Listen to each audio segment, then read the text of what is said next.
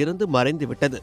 இந்த ட்ரோன் தொழில்நுட்ப கோளாறு காரணமாக விழுந்ததா அல்லது ஈரானால் சுட்டு வீழ்த்தப்பட்டதா என்பது குறித்து இதுவரை அதிகாரப்பூர்வ தகவல்கள் வெளியாகவில்லை.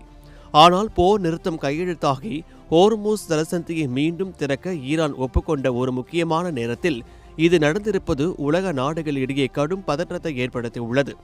அமெரிக்காவின் மிகப்பெரிய கண்கள் என்று அழைக்கப்படும் இந்த ட்ரைடன்ட் ட்ரோன்கள் கடல் பரப்பில் மிக உயரத்தில் பறந்து கொண்டு பல 100 கிலோமீட்டர் தூரத்தில் உள்ள நடமாட்டங்களை கூட மிக துல்லியமாக படம் பிடிக்கும் வல்லமை கொண்டவை. இது போன்ற ஒரு சக்தி வாய்ந்த ட்ரோன் மாயமாக்கி உள்ளது அமெரிக்காவின் இராணுவ ரகசியங்களுக்கு விடப்பட்ட சவாலாகவே பார்க்கப்படுகிறது.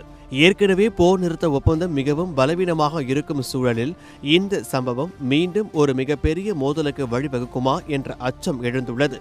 ஹோர்முஸ் ஜலசந்தியில் அடுத்தடுத்து என்ன நடக்கப் போகிறது என்பதை பொறுத்திருந்துதான் பார்க்க வேண்டும்.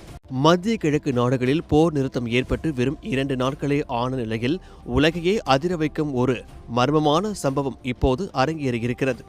அமெரிக்க கடற்படையின் மிகவும் விலை உயர்ந்த மற்றும் அதிநவீன கண்காணிப்பு ட்ரோனான MQ-4C ட்ரைடன்ட் ஹோர்முஸ் ஜலசந்திக்கு அருகே பறந்து கொண்டிருந்த போது திடீரென்று மாயமாகியுள்ளது.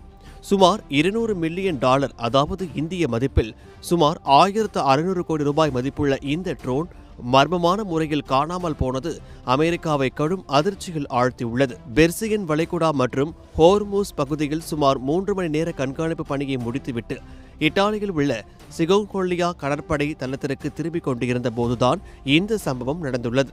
அப்போது திடீரென்று இந்த ட்ரோன் அவசர சிக்னலை அனுப்பியுள்ளது.